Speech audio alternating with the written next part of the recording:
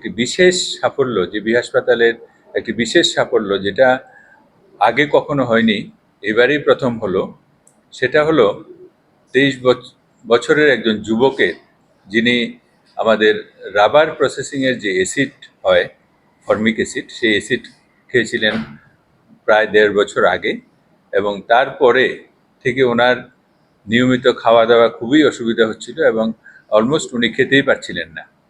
তো গত জুন মাসের 3 তারিখ আমাদের এখানে আসেন, এর আগেও এসেছেন, বিভিন্ন প্রিপারেশন হয়েছে 3 মাসে। গত 3 জুন আমাদের এখানে এসে ভর্তি হয়েছেন।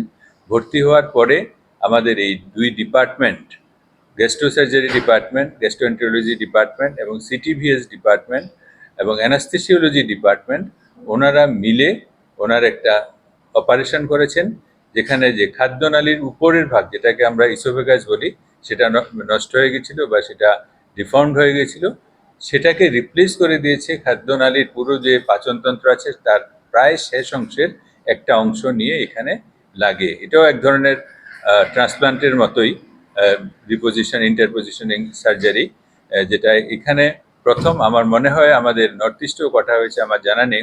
যখন ও জানুয়ারিতে আসে তখন অলরেডি পেশেন্টের one process of dilatation complete হয়ে গেছে। কমপ্লিট হয়ে যাওয়ার পরও পেশেন্টের খেতে পাচ্ছিল না মানে ডায়েট, মানে সলিড ডায়েট খেতেই পাচ্ছিল না, শুধু লিকুইড ডায়েটে ছিল। তাও আফটার 3 উইকস ডাইলেটেশন করার পরেও ওর মাঝখানে বন্ধ হয়ে যাচ্ছিল কমপ্লিট, অ্যান্ড ওর সিগনিফিকেন্টলি ওয়েট লস হচ্ছে। যখন আমার কাছে এসেছিল তখন ও 35 কিলো ছিল। তো যাই হোক, ওর ইয়াং এজ সবকিছু দেখে, স্ট্রাকচারের হালত দেখে আমরা প্ল্যান করি যে সার্জারি করব। তো প্ল্যান করতে হয় এইসব সার্জারি করার জন্য। প্ল্যান করার জন্য আগে আমরা পেশেন্টের ওজন বাড়াতে হয়।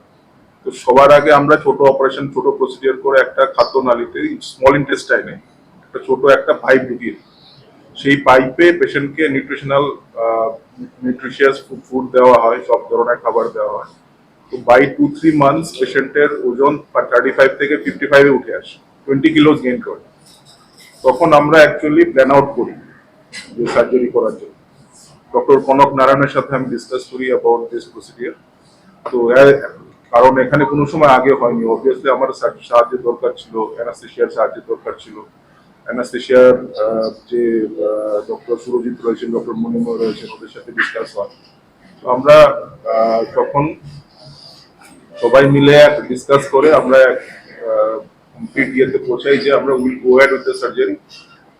আমরা এই 5 জুনে, এই বছরের 3rd জুনে আমরা তখন এই বড় অপারেশনটা করি। ওটাতে আমরা বৃহদন্ত্র, মানে লার্জ ইন্টেস্টাইন যেটা আছে, লার্জ ইন্টেস্টাইনটাকে আমরা উপরে নিয়ে আসি রেট্রোস্টার্নাল এরিয়া দিয়ে। নর্মাল যে ইসোফেগাসের রাস্তাটা আছে সেটা তো নর্মাল ইসোফেগাস আছে, ওটাকে আমরা সরাতে পারবো না, কারণ ইনফেকশনের জন্য ওটা অলমোস্ট ব্যাডলি স্টাক থাকে উইথ দ্য আদার ভিসেরালস।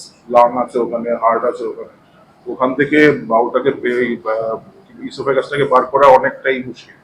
তো আমরা একটা নতুন একটা রাস্তা বানাই, সেটা হচ্ছে রেট্রোস্টার্নাল, মানে স্টার্নামের জাস্ট নিচে, বুকের যে মাঝখানের যে হাড়টা আছে জাস্ট ওটার তলায় আমরা এই বৃহদন্ত্রটাকে উপরের নেক অব্দি নিয়ে আসি, গলা অব্দি নিয়ে আসি, যেখানে পেশেন্টের ইসোফেগাসটা নর্মাল রয়েছে।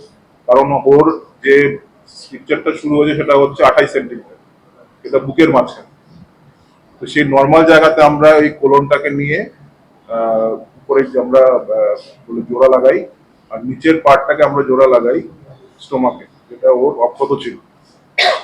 কিন্তু এটার মধ্যে একটা টেকনিক্যাল যেটা ছিল যে ওটার রক্ত চলাচল, এই বৃহদন্ত্রের রক্ত চলাচলটাকে আমাদের সঠিকভাবে প্রিজার্ভ করতে হয়। না হলে ওটা রক্ত চলাচল যদি কোনোভাবে ওটার প্রবলেম হয়, তাহলে ওই জায়গাটা পুরোটা নষ্ট হয়ে যাবে, ওই যেটা উপরে নিয়ে গেছে সেটা পুরোটা নষ্ট হয়ে যাবে। তো সেটার দিকে নজর রেখে আমরা দীর্ঘ 7 ঘন্টা ব্যাপী অপারেশন করে পেশেন্টটাকে আমরা এই ধরনের একটা রাস্তা আমরা বানিয়ে দিই।